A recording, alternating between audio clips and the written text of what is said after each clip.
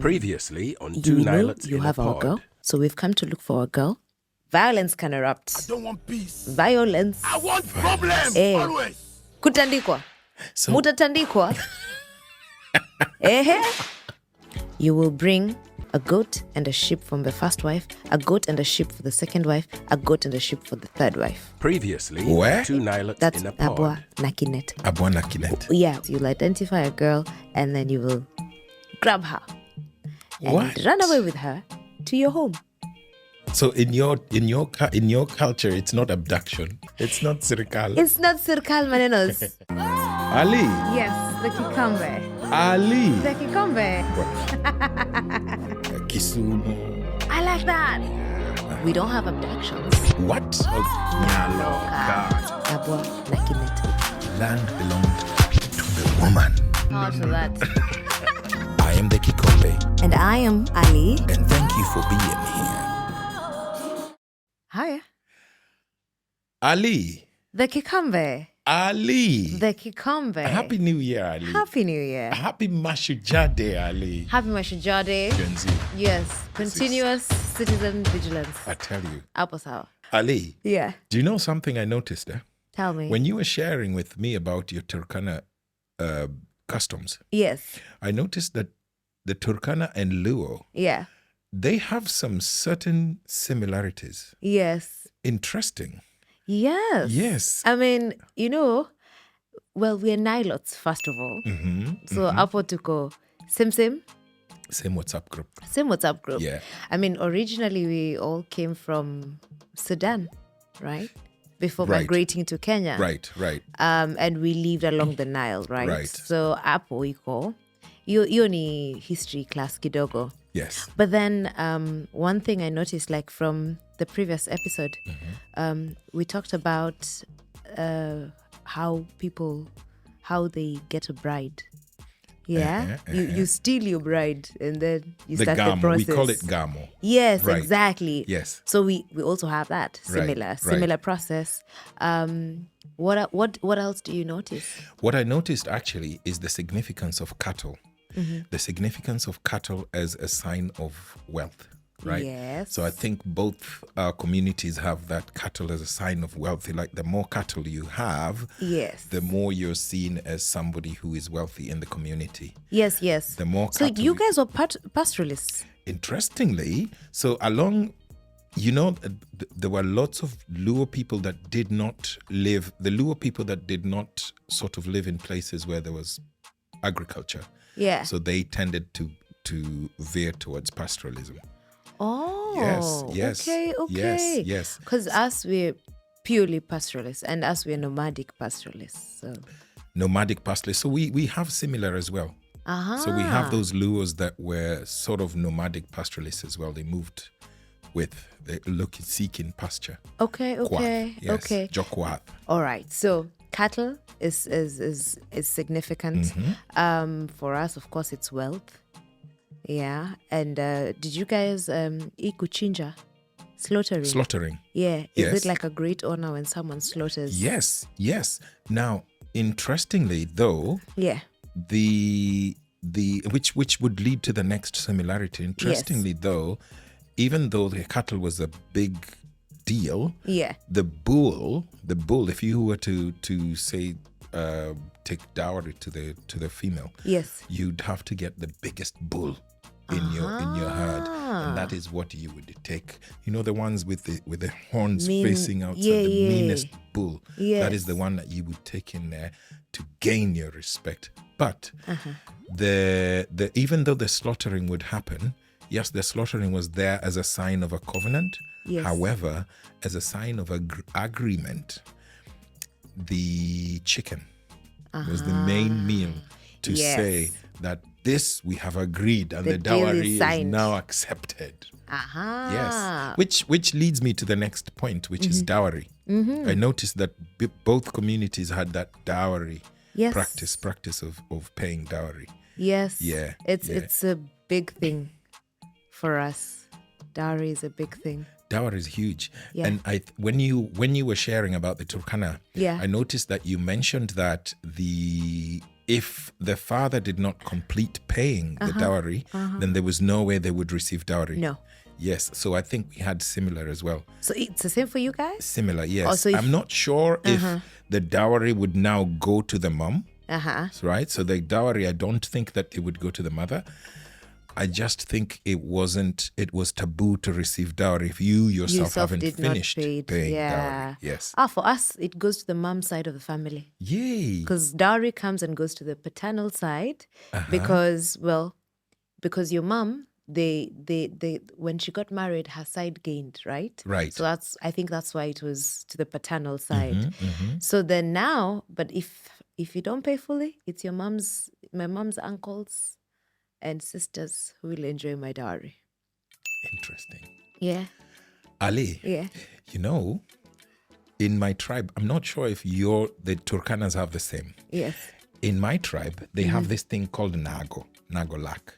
Nagolak is where it's a rite of passage for a man to move from, say, puberty to childhood to adulthood, where you're initiated to adulthood. And do you know how they did that?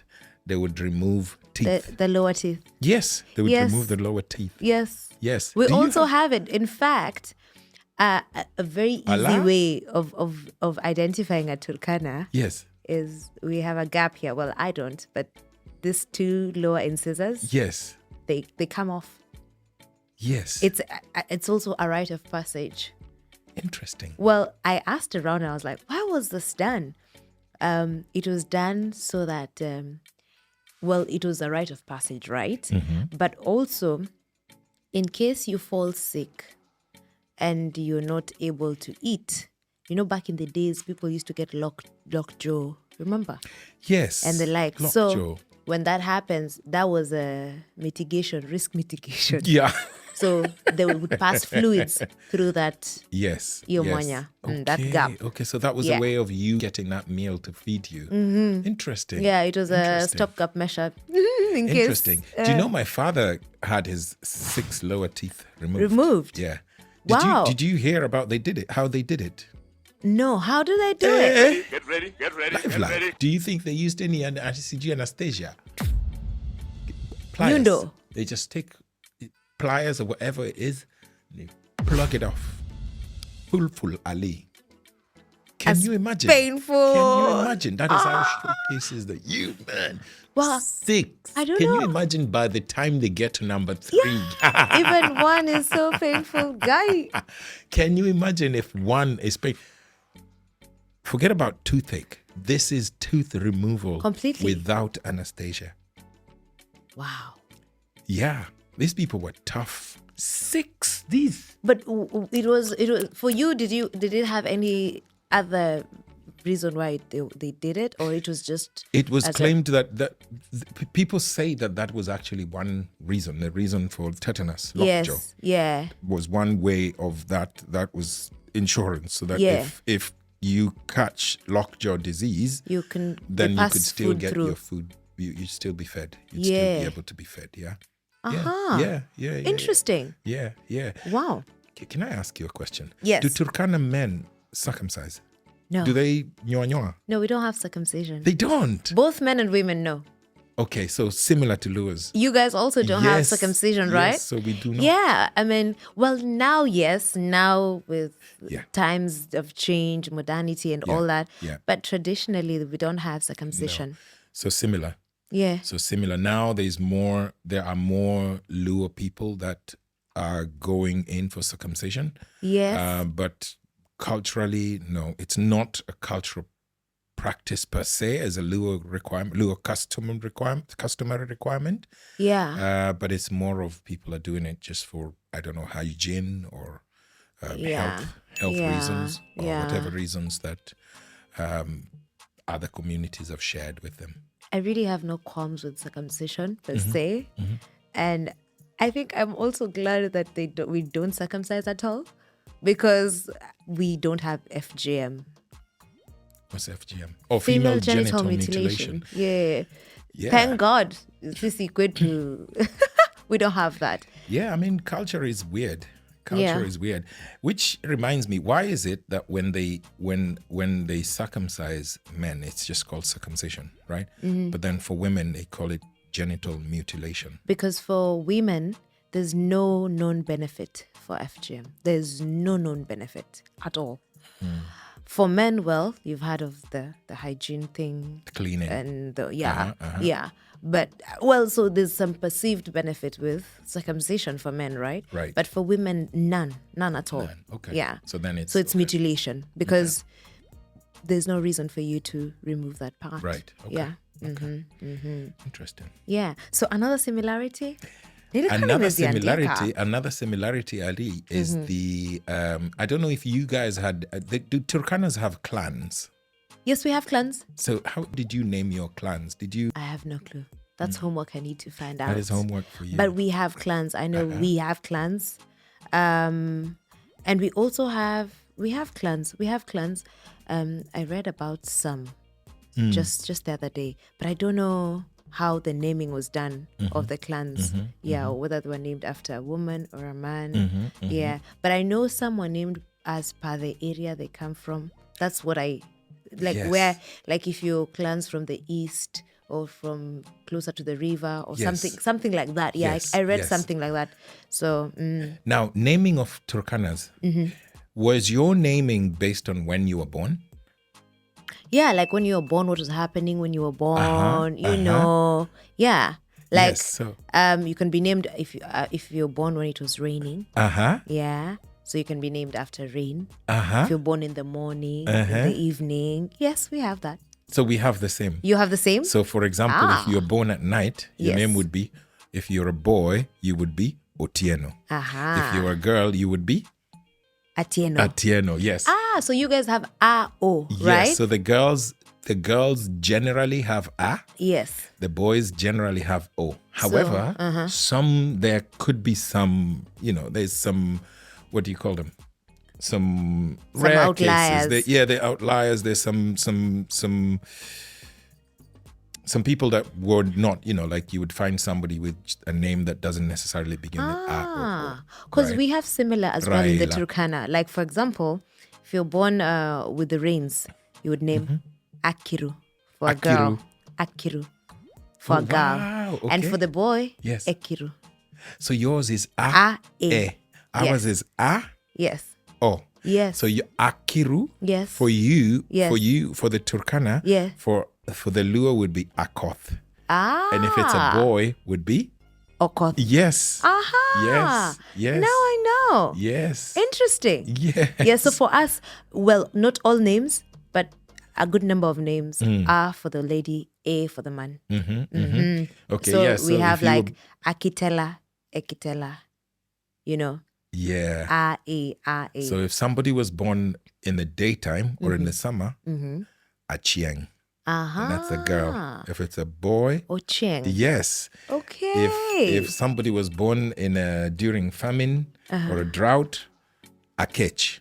But if it's a boy, Okech. Yes. Okech. That's what Okech means. I've never known. Okech. Yes. Now I do. Yes. Yeah. And what is there's no Akinyi. What does Akinyi mean? Akinyi was born at dawn. At dawn. Ware, asubuhi. In the morning. Actually, Akinyi is not dawn. Akinyi is in the morning. Gokinyi is morning. So Gokinyi is morning hours. So Akinyi was born in the morning. And Okinyo.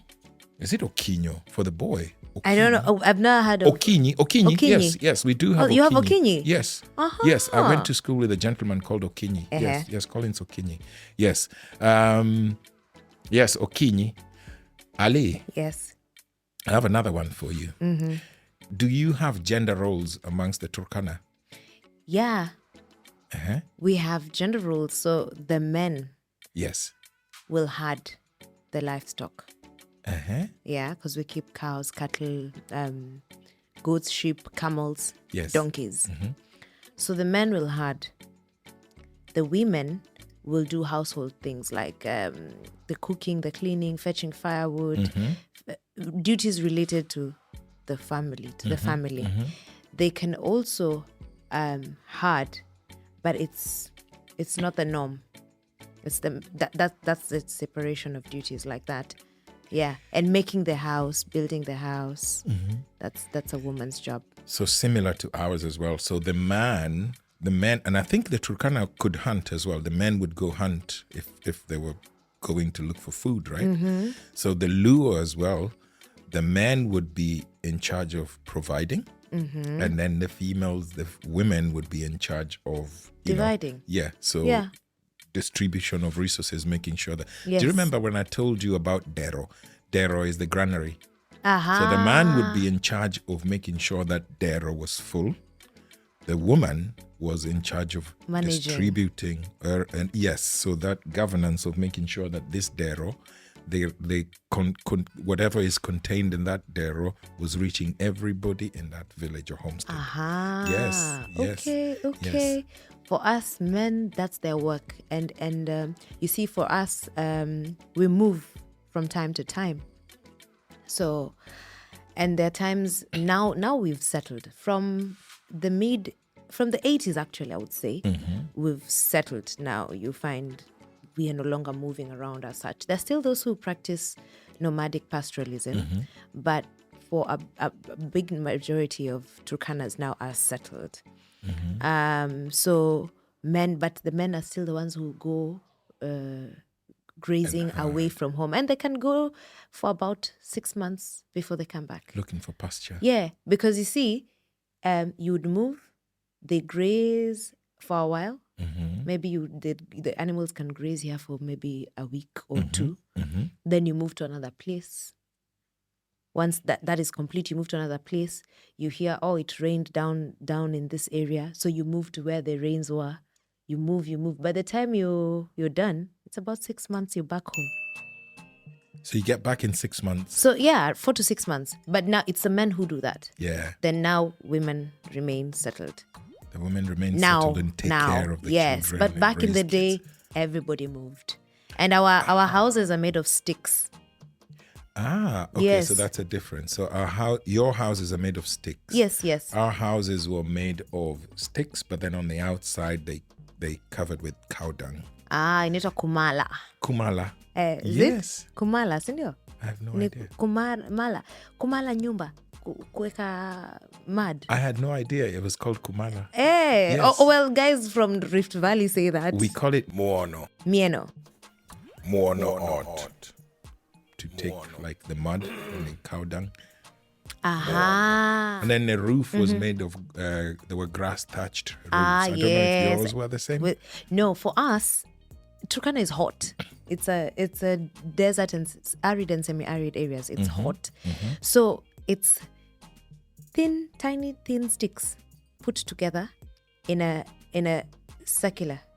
Right. So you put the sticks together, and then you would hold them. They're packed closely together, so they form like something like that. Yes. Yeah, we'll look for a photo. We will. Yeah. Yeah. So just sticks put together, and they form. Okay. So that allows for ventilation, and it's also a shelter that you can. Yeah. Because it's hot. We live in the desert. Yeah. So we didn't use mud houses, but later on now I've seen mud houses. Mud houses. Okay. Yes. Okay. Yes. Ali, we in Luoland, we pride so much in having a gentleman known as Akukudenja. Did you ever hear about Akukudenja? Yes, the guy with so many wives. What do you mean so many wives? Just 100. Oh my! Just 100. Just 100. Yeah, nothing. What is 100 I mean, wives? could have been. But anyway, let me not throw stones, because we are also polygamous. Yes, so we were Luos were very polygamous. So polygamy was very common. In fact, the more wives you had, it was seen that you were more of a wealthy person, or somebody who is more status. You have a higher status. You're of nyadhi. You're higher nyadhi, because you're able to take care of many wives, many bigger family. Yes. So the more kids you had, the more sons you had, the more wives you had, then your status went higher.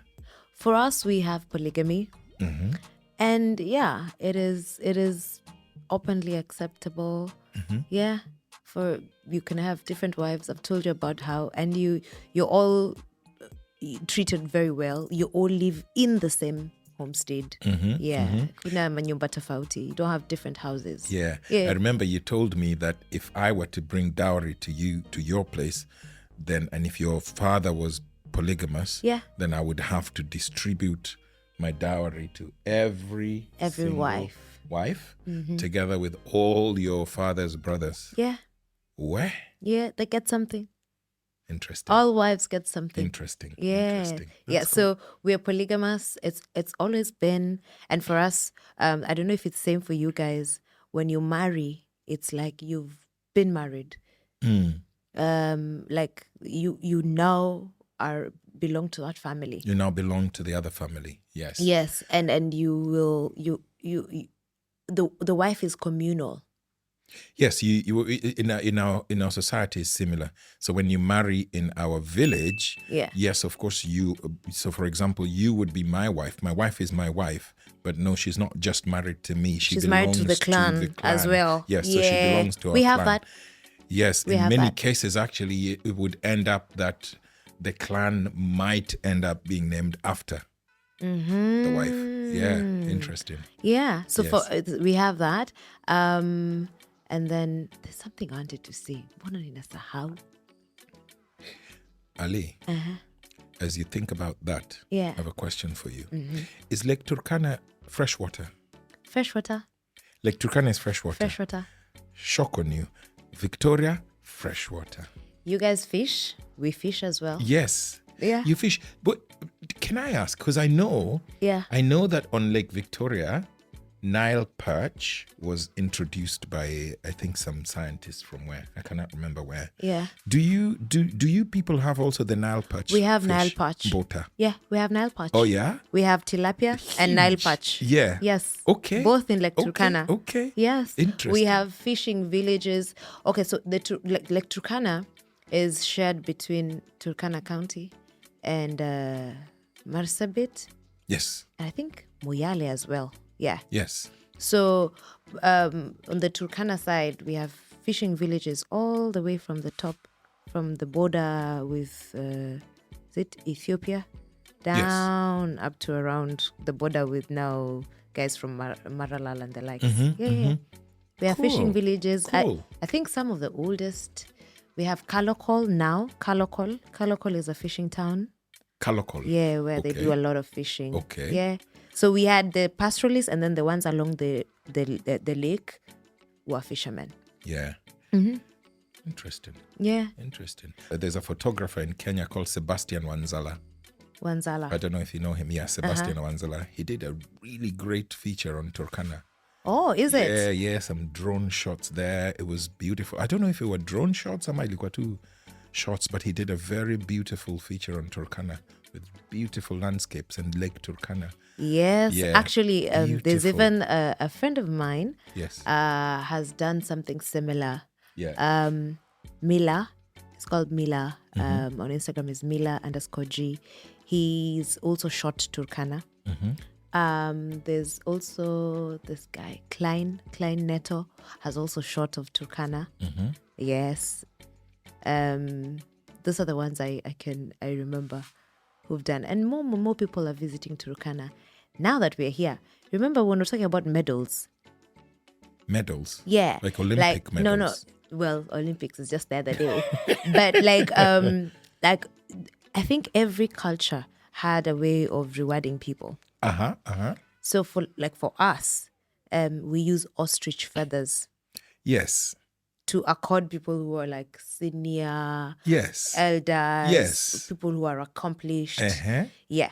The Luo did the same. Yeah, if you do something significant for the community, then you would be adorned with ostrich feathers. Same. So there's a hat, and then it's placed with ostrich feathers. Kondo. We called it Kondo. Kondo was the name for us for the ostrich feather. So you also have that? Yes, it was accosted to elders. It was a very special feather.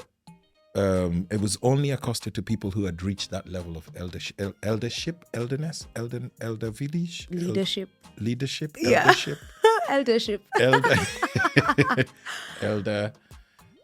elder situation. It's interesting. Yeah, we have... called it kondo. And actually, I learned the other day that Luos would get those ostrich feathers from their neighbors, the Luhya people, because the Luhya people they reared ostriches as domestic. Yeah, kama kuku. Oh, really? Yes. Waluya na kuku. Kuku jatosha. Not enough. Chicken is not enough. Get the bigger one, ostrich. Wow. Yes. So for us, we get them because we have a lot of game in Turkana. We have game. When you say game, wild animals. Yes. Okay, good. But we'd either get them there or you buy from neighboring communities that would have them. Interesting. Yeah. And interestingly, the Turkanas and the Luos, we are also part of like a larger group, just a bit distinct. Like we have similarities, a lot of similarities with the Teso.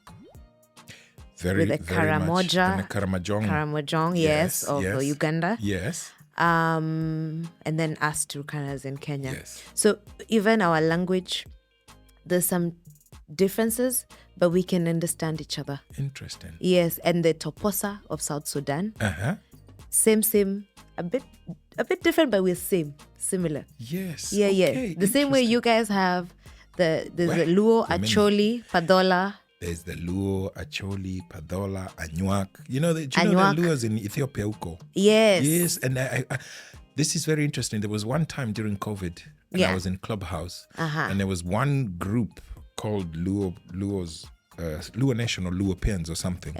And there was a lady there who was speaking Luo, because everybody was speaking in Luo in that group, that Clubhouse. I don't know what they were called. Yeah. Groups or whatever it was. And for the longest time she was speaking, we had no idea where she was from. She was actually from Ethiopia. Oh. Yes. And you guys were getting each other. We were getting each other. There might be one or two words that were off. And in my head, I'm thinking maybe it's a Luo from a Lego, because they because mentioned of those differences, yeah. There's some words that they call different, right? Yeah. For example, the people in Alego, there's some Luos would call mwiko, like the cooking stick. Yeah. Oluthkwon, right? Whereas others will call it oliho. Oliho, Oluthkwon. So then in my head, I'm thinking, okay, maybe the reason I don't understand some words that she's saying is maybe she's from a different dialect of the Luo. No. Punde She was si punde. Anuak. Yes. See? But From so Ethiopia. we also have those neighbors. Yes. Okay. So the Karamoja of Uganda are our brothers and sisters. The Teso, we have Teso in Kenya and Uganda as well. Yes. Yeah. Brother, ours, same. So much to learn. Yeah. So much to research. Yeah, those are our similarities. Oh, wow. Yeah. Ali. We're not all that different, are we? Ali. Yes. Mbwekse. Mbwekse. Amazing. Nilikuwa nataka kusema kitu. I don't know, when we're talking about marriage, I don't know, I said I would say it alafika. Ali. Yes, the Kikombe. Ali. The Kikombe. Kisumu. I like that. We don't have abductions. What? Abwa na Kinete. Land belonged to the woman. How to that? I am the Kikombe. And I am Ali. And thank you for being here.